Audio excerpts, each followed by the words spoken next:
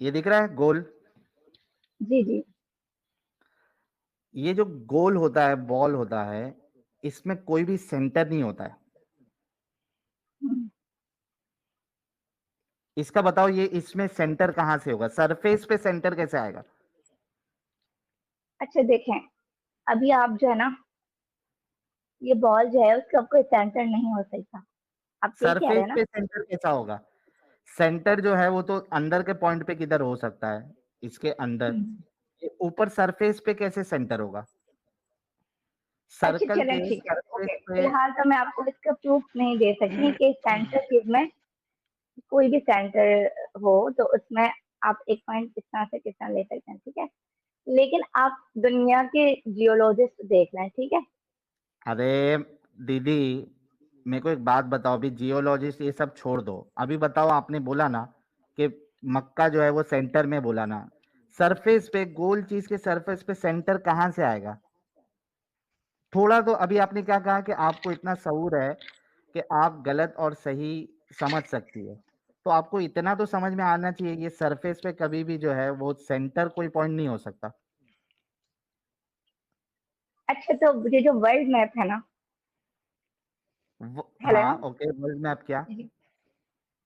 तो भाई वो जो जियोलॉजिस्ट है, आपके अकॉर्डिंग तो चलें, कभी मुस्लिम, आपके अकॉर्डिंग मुस्लिम का ये कॉन्सेप्ट है, ये अर्थ प्लेट है, तो इस वजह से हमने ये कहा है, ठीक है। जियोलॉजिस्ट वगैरह जो है वो बहुत सारे नॉन मुस्लिम है, उनके अकॉर्डिंग तो शुरू से ही अर्थ जो है वो राउंड है। हम्म। तो फिर भी उनके नजदीक जो है वो, आप देख रहे हैं बहुत सारे रिसर्चेस वगैरह इस तरह की हैं कि मक्का जो है सेंटर में ही है। कैसे होगा अब आप सेंटर अगर, में? ठीक है, मैं बता रही हूँ।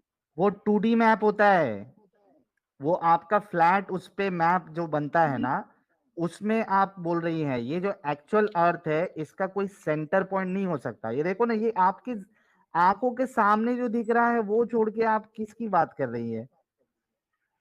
भाई मैं और तो देखो, तमाम लोगों की यहाँ पे बात देखो, करें जो और एक आज चीज आपको समझाता हूँ, फोर्टीन रवि। हंड्रेड से जो फॉलो कर रहे हैं। जी। रवि रवि जी, देखो अभी आपको मैं समझाता हूँ। वो आपको पिक्चर में नहीं समझ में आया, इसमें समझाता हूँ। देखो, ये सऊदी अरेबिया है इधर, ठीक है, ये वाला हम्म। पॉइंट सऊदी अरेबिया है, ये वाला। अब इसके जो हम्म। पीछे साइड है, ठीक है, ये देखिए अमेरिका वाला, ये यूनाइटेड स्टेट। ये जब नमाज पढ़ेगा तो इसका डायरेक्शन जाएगा, अगर इस साइड करके पढ़ता है तो ये वाले साइड जाएगा, ठीक है। इस साइड डायरेक्शन करता है तो ऊपर जाएगा, इस साइड डायरेक्शन करेगा तो ये साइड जाएगा, इस साइड डायरेक्शन करेगा तो ये साइड जाएगा। काबे की तरफ तो कभी डिस्कशन डायरेक्शन आएगा ही नहीं। काबे पे आपको जाना है, डायरेक्शन करना है, तो आपके पैरों को ऊपर करना पड़ेगा और चेहरे को नीचे करना पड़ेगा।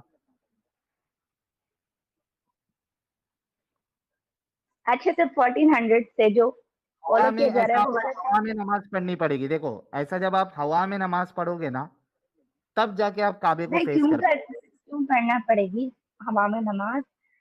ये क्योंकि तो एक उसके मुसलमान बिना पे हकीकत है आप ना कि। उसके बिना पे आप काबे को डायरेक्शन आप फेस कर ही नहीं सकती, आपको हवा में नमाज पढ़ना पड़ेगा। अच्छे अभी चलन, तो बताया ना वर्ल्ड यार, मैप ये के मुताबिक ये प्रैक्टिकली जो बता रहा नॉर्थ हूँ मैं। Pole south. इधर जी जी। इधर आपका काबा है, आप इधर है, तो आपको ऐसा हवा में पढ़ोगे इस तरीके से, तो जाके इधर काबे की तरफ जाएगा रुख। अच्छा, तो ये आप कह रहे हैं कि ये ओवरऑल ये गलत है? बिल्कुल गलत है। ओवरऑल ये नहीं, गलत है कि आपके अल्लाह और रसूलुल्लाह के मुताबिक दुनिया जो है वो चपटी है। चपटी है, अ- मुझे पता अगर था। चपटी नहीं है, कंसीडर अच्छा। करोगे, तो अगर नहीं है तो फिर काबे की तरफ रुख ही नहीं हो रहा आपका। गलत नॉलेज थी आपके रसूलुल्लाह और आपके अल्लाह के पास। भाई देखें, मैंने जो अभी तक सुना है और जो मैंने पढ़ा सुनने है अभी से तक। नहीं होता ना रवि जी, सुनने से नहीं होता, अभी प्रैक्टिकली भी आपको शो कर दिया मैंने। तो ये तो अभी फिर अगर आप अभी भी नहीं मानेंगी तो इसको तो जिद कहते हैं ना। नहीं नहीं, खैर मैं आपको इस बारे में इतना कह सकती हूँ कि ये जो है, आप जिस तरह से बता रहे हैं, फिलहाल आपकी बात में लॉजिक है, मैं ये नहीं कह रही कि मैं बिल्कुल भी मानने को तैयार नहीं हूँ, लेकिन अब ये जैसे कि डैन गिब्सन का ये जो ऑब्जेक्शन था, या इस तरह के जो भी बहुत से ऑब्जेक्शन होते हैं, वो वो पहले एक हम मैं डाउट में ले उसके आते लिए हैं कुछ, ठीक है। उसके लिए जो है ना, डैन गिब्सन के प्रॉब्लम के लिए ना नेक्स्ट मंथ मेरे चैनल पे आ जाइएगा। इंशाल्लाह डैन गिब्सन खुद आ रहे हैं, वो आगे खुद बताएंगे और आपके सवालों के जवाब देंगे। बस तभी आप डैन गिब्सन का एतराज जो भी है और वो किस तरीके से साबित करते हैं नहीं वो नहीं, मैं ऑगस्ट आपको में ये देख बता लेना। रही हूँ कि इस तरह के जो ऑब्जेक्शन होते हैं वो मैं क्यों झूठ बोलूंगी, हमारे माइंड में कहीं ना कहीं कोई बात कभी कभी आ जाती है, लेकिन जब हम देखते हैं ना दूसरी वीडियोस जो एक तो होती है उनके जवाब में होती हैं, जो हमारे स्कॉलर्स की तरफ से बनाई जाती है, तो फिर हमारे तमाम जो है वो डाउट्स वगैरह क्लियर हो जाते हैं। तो अब इंशाल्लाह मैं इस पर रिसर्च करूंगी जो आपका आज का क्लेम है कि मक्का थैंक जगह यू। सेंटर में नहीं है, लेकिन तो मेरे अकॉर्डिंग जो मैंने आपको रवि जी, बताया तो ये नहीं वो वर्ल्ड मैप के आप मुताबिक जी। आपके हम्म, अकॉर्डिंग वाली चीज जो है वो गलत है। मैंने अभी आपको एग्जांपल देके और प्रैक्टिकली आपको ये ग्लोब दिखा के मैंने साबित किया। आप ठीक है, आप इस पे रिसर्च करिए। फ्राइडे को इसका एपिसोड 2 होगा, तभी तक आप कोई मौलवी हजरात के पास चेक करके जवाब लेके आ सकती है। मुझे और एक बात का जवाब देना था, मुझे फेस की जो है ना फेस, पहले ये तो अब बोल दो दोबारा अभी से जो हुआ। अरे जी जी इंशाल्लाह इंशाल्लाह, मैं यही कहना चाह रही थी, मुझे दो अब जवाब आपको एक कल साथ देना है। जवाब ना मिले तो? नहीं इंशाल्लाह ऐसा नहीं होगा, हमारे स्कॉलर्स। रसूलुल्लाह के कैरेक्टर को आप अच्छा कैसे साबित कर सकती है इस मामले में? सेक्स स्लेवरी, क्योंकि और चूंकि आप फीमेल है इस वजह से मैं कर रहा हूं, वरना आज मेरा कोई प्लान नहीं था। ठीक है, मेरे को ऐसा लगता है कि कम से कम अगर ये जो साइंस वाली चीजें आपके पल्ले नहीं भी पड़ रही है, तो कम से कम एक इंसान का जो कैरेक्टर होता है और उसके अंदर की जो इंसानियत होती है, एटलीस्ट वो तो बहुत इजी होता है परखना कि भाई क्या सही है क्या गलत है। इस वजह से मैं इस टॉपिक को अभी ला रहा हूँ, क्योंकि समझना चाहते हैं हम sex slavery first of all तो और आपने ये चाइल्ड जो कहा मैरिज। साइंस वाले, ओके ओके, मैं बता रही हूँ, मैंने आपके तमाम ऑब्जेक्शन सुने हुए हैं, मैं वन बाय वन बता रही हूँ। पहले तो आपने ये जो कहा ना साइंस वाली चीजें पल्ले नहीं पड़ रही हैं, तो आप इससे किसी की इंसल्ट कर रहे हैं, ठीक है। हमें नहीं नहीं, डिसेंट इंसल्ट लैंग्वेज नहीं यूज कर रहा हूँ। करनी चाहिए। Sorry sorry sorry Ravi ji, मैं नो इंसल्ट इट्स ओके नहीं कर बट, रहा हूँ। सुन और लीजिए, मैं मुझे समझ में इंसल्ट आ गई, नहीं। आप इसको कह सकते हैं पल्ले नहीं पड़े, अगर मुझे आपका वो ऑब्जेक्शन भी समझ में ना आता और आपने जो उसका मुझे जवाब दिया वो भी समझ में ना आता। मैं तो आपको कहा ना कि जिस तरह से आप बता रहे हैं वो एक लॉजिक वाला, मुझे लॉजिक लग रही है आपकी बात में, लेकिन ये थैंक अलग यू। बात है कि हो सकता है मेरा माइंड दूसरी तरफ ना जा रहा हो जिसका जवाब हो, ठीक है। हाँ तो तो आप वही ये तो नहीं कह कह रहा हूँ सकते कि as of हमें now। पल्ले नहीं पड़ रही। रवि जी सेकंड ये कि आप ये जो कह रहे हैं कि एक हजरत मिनट एक आयशा रज़ी मिनट अल्लाह एक तआला अन्हा। मिनट एक मिनट एक मिनट एक मिनट, पहले वाली कंप्लीट करने दो मुझे। एज ऑफ जी जी नाउ आपको मेरी बात लॉजिकल लग रही है, जिस हिसाब से अल्लाह और रसूलुल्लाह को दुनिया के बारे में नहीं पता था। अब आप जवाब जब लाएंगी दूसरी तरफ से सुन के, फिर हम देखेंगे कि वो बात लॉजिकल है क्या नहीं। अभी आपको लॉजिकल मेरी बात लग रही है, इसको छोड़ दीजिए। जी, हजरत आयशा का बोलिए। अच्छा जी, हजरत आयशा रज़ी अल्लाह तआला अन्हा जो है वो आप 6 इयर्स की थी तब उनका निकाह हुआ था और 9 इयर्स की एज में उनकी, हम्म ठीक है। तो हम्म मैं इसमें तो यही कहना चाहती हूँ कि उस वक्त जो है वो बहुत प्यूबर्टी वगैरह की जो एज है वो आज के हम्म। दौर से अलग हो रही थी, ठीक है। और आपने अभी एक बात बताई थी, शायद कोई भाई थे वो, तो उनको बताया था प्यूबर्टी आप आपने कि कैसे कुछ लेती है? रबी जी एक्सेप्शनल देखो, केसेस होते हैं ना। Excuse me. रबी जी जी एक जी। एक पॉइंट चलते आप एक साथ सिर्फ बोल के बोल दोगी तो फिर मजा नहीं आएगा, ना आपको समझ में आएगा ना मुझे। आपके हिसाब से प्यूबर्टी किसको कहते हैं? बलूगत को कहते हैं जब एक लड़की यानी कि मेंस्ट्रुएशन साइकिल उसकी स्टार्ट हो जाती है। मेंस्ट्रुएशन सिर्फ स्टार्ट होना, ये प्यूबर्टी आपके नजदीक? भाई यही इसे ही कहते हैं प्यूबर्टी तो। मैं आपसे पूछ रहा हूँ, क्या प्यूबर्टी इसे कहते हैं कि सिर्फ मेंस्ट्रुएशन स्टार्ट हो जाए एक लड़की को? आपके नजदीक वो प्यूबर्टी है? और इससे पहले एक टर्म यूज होती है, हमारी इस्लामिक टर्म है वो करीबुल बुलूग, ठीक है। इसका मतलब है वो हाँ लड़कियां या वो औरतें, हाँ, तो वही पूछ प्लीज रहा हूँ आप कि मेरी बात। बलूगत हाँ है या मैच्योरिटी है, वो आपके हाँ। नजदीक क्या है वो बताइए। सिर्फ मेंस्ट्रुएशन का स्टार्ट हो जाना या कुछ और है, वो बताइए तो हम उस हिसाब से चलेंगे। अच्छा मैं आपको बताती हूँ, मेरे हिसाब से सिर्फ स्टार्ट हो जाना प्यूबर्टी है। और मैं आपको ये बताती हूँ, इसके साथ साथ हजरत आयशा का जो केस था ना, हजरत वो एक रबी रबी एक्सेप्शनल केस रबी था। रबी रबी रबी, अभी हम हजरत आयशा पे नहीं जा रहे हैं, पहले हम समझना चाह रहे हैं कि आपके नजदीक सिर्फ मेंस्ट्रुएशन स्टार्ट हो जाना मतलब वो लड़की प्यूबर्टी पे पहुंच गई है और वो शादी के लायक हो गई है, राइट? सिर्फ हाँ मेंस्ट्रुएशन स्टार्ट हो जाना, जी पक्का? अगर 9 साल जी की बच्ची को जी जी हम्म मेंस्ट्रुएशन स्टार्ट हो जाए तो वो शादी के लायक हो गई आपके नजदीक? अब आप मेरी बात सुनाए, ठीक, मैं आपको ये बता रही हूँ, अभी आपने बताया था ना कि कुछ एक्सेप्शनल केसेस होते हैं, तो नहीं, मैं हजरत आयशा का एक्सेप्शनल, केस। अच्छा 9 साल की, एक मिनट, पहले तो ये बताओ कि अभी आपने सिर्फ मेंस्ट्रुएशन कहा था, मैंने एक एग्जांपल मैं दिया मेरे 9 साल की। मेरे अकॉर्डिंग तो मैं आपको बताती हूँ, मेरे अकॉर्डिंग तो ये नहीं हो सकता। 9 साल की बच्ची थैंक एक यू। छोटी एज की बच्ची होती है, हर बच्ची नहीं, अब सुने मेरी बात, हर बच्ची में वो मेंस्ट्रुएशन क्वालिटी नहीं हो क्राइटेरिया नहीं सकती। है, राइट? मेंस्ट्रुएशन क्राइटेरिया नहीं है। मेंस्ट्रुएशन क्राइटेरिया नहीं है, क्योंकि अमूमन मेंस्ट्रुएशन की जो एज होती है वो 12, 13, 14 वो एज है, फिर भी कुछ यानी कि समझदारी की है, ठीक है। Thank you. मतलब आपके हिसाब से, थैंक यू, आपने कहा कि ये आपके हिसाब से सही नहीं है, मतलब मैं शादी ये नहीं कह रही, और देखें मैं आपको एक बात क्लियर करती हूँ कि मैं ये नहीं कह रही कि हजरत आयशा रज़ियल्लाहु तआला अन्हा की जो आयशा की मैं अभी शादी हुई बात थी। ही नहीं कर रहा हूँ रवि जी, आयशा की मैं बात ही नहीं कर ओके, रहा हूँ, जब आयशा की बात होगी तब आयशा के उस पे जाएंगे। आपके हिसाब से शादी और इंटरकोर्स, शादी और इंटरकोर्स और बच्चा और फैमिली रिस्पॉन्सिबिलिटी, हम्म ठीक है, हम्म इसकी इसकी निशानी क्या है? मतलब कब आप समझेंगी कि ये चीजें आएंगी तब एक बच्ची की या एक लड़के की शादी होना चाहिए? अब देखें, हर इंसान का जो एक माइंड लेवल होता है ना वो अलग होता है, कुछ लोग नहीं, जल्दी कॉमन मैच्योर हो चीजें जाता होती है। है ना, कॉमन कॉमन चीजें जो होती है। अम, जैसे हमारे यहाँ तो एक समझा ये जाता है आफ्टर 18 लड़कियों की शादी हो या आफ्टर 20, एग्जैक्टली, यही होता है। एग्जैक्टली, तो उसमें क्या होना चाहिए? मेंटल मैच्योरिटी होना चाहिए, बिल्कुल बिल्कुल बिल्कुल, मेंटल मैच्योरिटी बहुत जरूरी है।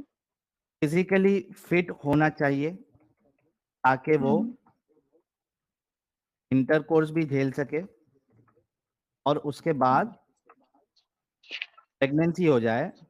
हेलो। हेलो साहिल भाई। भाई थोड़ा रुक जाओ। प्रेगनेंसी आप इतना सेफली हो, नोट डाउन क्यों कर रहे हैं? आप डायरेक्ट बोल रहे हैं। मैं जरूरी है क्योंकि बाद में आप इससे जो है ना हट सकती है, इस वजह से मैं आपने जो जो कहा है वो मैं यहाँ डाउन कर रहा हूँ। ओ प्रेगनेंसी माय सेफ, ठीक है, और उसके बाद गॉड। बच्चे की जो डिलीवरी है वो भी सेफली होना चाहिए, ठीक है। ये जी 3 चीजें उसके अंदर होनी चाहिए तब जाके वो शादी के लायक होती है, ठीक है। और इस हम्म एज पे पहुंचने के लिए एक कॉमन जो लोगों की वो है या एक कॉमन एज जो है उसको 18 प्लस या 20 प्लस मानते हैं, ठीक है जी हम्म है ना? अगर ठीक है। इससे पहले अच्छा, ये अगर भी कॉमन बात हो गई ना, मैं एक मुस्लिम हूँ और मेरे मुस्लिमा होने के एतबार से आप मुझसे एक क्वेश्चन पूछ रहे हैं, तो इसके पीछे आपका कोई ना कोई होगा ना, कोई लॉजिक होगी, कोई रीजन होगी, तो आप मुझसे उसके हाँ अकॉर्डिंग बात करें। मैं जी उसकी बात बता रहा हूँ। देखिए यहाँ पे आप और मैं इस बात पे अग्री हो गए हैं कि एक शादी जो है हम्म फीमेल की, लड़की की शादी उस एज में होना चाहिए जब वो मेंटल, उसके अंदर मेंटल मैच्योरिटी हो, फिजिकली हम्म फिट होना चाहिए, जो कि 18 प्लस या 20 प्लस में हो जाती है, ठीक है, हम्म, ओके। अब आते हैं जी हजरत आयशा पे। जी क्या हजरत आयशा, अच्छा उससे पहले ये बताओ आप, क्या 9 साल की बच्ची में ये ऊपर वाली सारी कंडीशन आ जाती है। ओके, एक मिनट, फर्स्ट ऑफ ऑल अब मैं बात करती हूँ, मैं आपकी अपने अपने हवाले से एक बात लास्ट, करती हूँ, ठीक है? रवि फौजी, एक लास्ट, सिर्फ हम्म, ये एक लास्ट। क्या वो फिजिकली फिट है? Sex, pregnancy and delivery. 9 साल की बच्ची क्या फिट है? अच्छा सुना, अब मैं आपको एक बात बताती हूँ। अभी पहले इसका यहाँ हाँ या ना पाकिस्तान बोल में, दे। जी जी मैं आपको बताती हूँ, आपका जवाब मैं डिटेल से दे रही हूँ, ठीक है? थोड़ी सी मेरी बात सुनना। यहाँ ओके, पाकिस्तान में मुझे नहीं मालूम इंडिया में क्या एज है शादी वगैरह की, यहाँ ज्यादातर जो है 18 प्लस, आफ्टर 18 या आफ्टर 20 शादी होती है, ठीक है? और ये एक बिल्कुल आइडियल एज समझी जाती है। लेकिन ओके, मेरी अपनी कुछ कजन, ठीक है, उनकी आफ्टर 14 15 शादी हो गई है, 14 15 15 के ना? बीच में। जी रवि जी रवि जी रवि अब 15 देखें ना? यहाँ तो, जी मैं आपको मैं बताती हूँ ना, 9 9 साल की बात कर इयर्स रहा हूँ और 14 इयर्स में बहुत फर्क है, लेकिन आप इनके लेवल का फर्क भी समझें, वो कौन है और हम कौन है, ठीक? मैं आपको बता दूं, 14 और जो 15 इयर्स की मेरी जो कजन की शादी हुई है वो, और मेरी कुछ कजन ऐसी भी हैं, मैं बिल्कुल आपको अपनी मिसाल देती हूँ, आप ये मत समझिएगा प्लीज कि मैं बात 9 बना रही हूँ, साल मुझे वाली की मिसाल दो ना आइडिया यार। है कि नीचे है ना आपके चैट में जो सब बातें होती है ना, मुझे अच्छी रवि तरह से फौजी, अंदाजा है। रवि फौजी, और अच्छा, मुझे मेरी प्लीज एक मिनट प्लीज साहिल भाई, मेरी एक बात सुना। 14 15 की जो है ना जिनकी शादियां हुई वो, और मेरी कुछ कजन ऐसी भी हैं जिनके पेरेंट्स को आफ्टर 20 भी शादी करने का दिल नहीं चाह रहा था। क्यों नहीं चाह रहा था? क्योंकि वो जो मैं कह रही हूँ ना, वो जो 14 15 के हैं, वो माशाल्लाह जरा लंबी चौड़ी सेहतमंद इस तरह की थी, सेकंड डे के वो कुछ मेंटली भी मैच्योर थी। और ये जिनका मैं कह रही हूँ ना 20 इयर्स की, इसमें मेरी एक दो फ्रेंड्स भी हैं, तो उनके पेरेंट्स इसलिए दिल नहीं चाह रहा था कि भाई ये अभी तक इतनी मैच्योर नहीं हुई है, तो बस ये अभी शादी नहीं कर सकती। एंगेजमेंट की हुई थी लेकिन शादी रोकी हुई थी कि अभी ये इस काबिल नहीं हुई कि उनकी शादी की जा सके, ठीक है? ठीक, अब ठीक हजरत है। आयशा रज़ियल्लाहु ताला अन्हा पे ये हम आ फिर जाते हैं। हजरत आयशा पे आप आ रही है। पहले ये बताइए, 9 साल का आपने नहीं बताया। 9 साल की बच्ची में फिजिकली फिट है वो? Sex, pregnancy and delivery. मैं आपको यही बताना चाह रही हूँ कि देखें हमारे अकॉर्डिंग तो 14 15 साल की बच्ची भी फिट नहीं होती ना, वो भी बच्ची होती है हमारे लिए 9 तो। साल की लेकिन बच्ची किसी के भी अकॉर्डिंग क्या फिट है या नहीं है, इसका जवाब आप देना है। 14 15 भाई की बात उसमें नहीं। अगर वो तमाम क्वालिटीज हैं जो एक क्या बालिग 9 साल लड़कियों की में, बच्ची में क्या 9 साल की बच्ची में ये क्वालिटी आती है कि वो फिजिकली सेक्स, प्रेगनेंसी और डिलीवरी झेल सके सेफली? क्या हजरत आयशा ने नहीं झेली?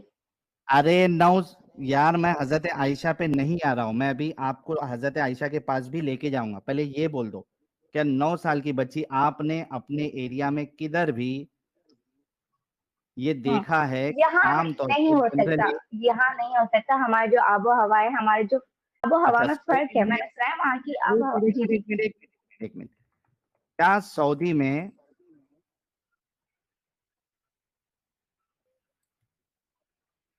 सऊदी में जो 9 साल की बच्चियां हैं, क्या हम्म, फिजिकली फिट हो जाती है सेक्स, प्रेगनेंसी एंड डिलीवरी? आप मेरी बात समझने की कोशिश करें, मैं आपको अभी ये आपने कह रही हूँ कहा कि कि तमाम, पाकिस्तान में नहीं होती है, सऊदी में हो जी जाती है, जी तो जी मैं पूछ रहा हूँ देखें आप मेरी बात क्या सुनें, मैं ये नहीं कह रही कि तमाम जो है वो सऊदी अरब की तमाम बच्चियां या लड़कियां हो सकती हैं फिट, कितना ठीक है? परसेंटेज बच्चियां जो है, एक मिनट, जब आप कोई कंट्री या कोई प्लेस का आप एक जनरल रूल जब बताते हो तो आप मैक्सिमम लोगों का रिजल्ट लेके बताते हो, ठीक हम्म, है ना? तो मैंने अगर तो आप फिलहाल कोई ऐसी लेके ये रिसर्च बात नहीं कर की। रहे हैं, सुनो सुनो सुनो सुनो, अगर आप सऊदी को हम्म, लेके ये बात कर रही हो तो वहां पे आम तौर पे जो लड़कियां हैं वो 9 साल में ये 3 कंडीशन के लिए फिट होना चाहिए, तब जाके आप सऊदी का बोल सकते हो कि वहां की आबो हवा ऐसी है कि 9 साल में बच्चियां जो है वो फिजिकली फिट हो जाती है सेक्स, प्रेगनेंसी और डिलीवरी के लिए, वरना आप सऊदी के लिए ये नहीं बोल सकती। तो ठीक सऊदी वाला आपका है, लेकिन मैं एग्जाम्पल आपको गलत बार बार ये बात कह रही हूँ कि कुछ एक्सेप्शनल केसेस होते हैं जो हर किसी पर हम है। एक्सेप्शन इम्प्लीमेंट को नहीं कर आप सकते, वो हाँ। एक्सेप्शन को आप जनरल रूल नहीं बना सकते ना। नहीं, मैं नहीं बना रही ना, ओके, अभी आयशा पे सॉरी अगर मतलब आप जी सुनो सुनो हाँ, सुनो सुनो। मतलब जनरली 9 साल की बच्ची ना फिजिकली फिट होती है ना मेंटली वैसे मैच्योर नहीं होती होगा। जी जी बिल्कुल 100% आई एम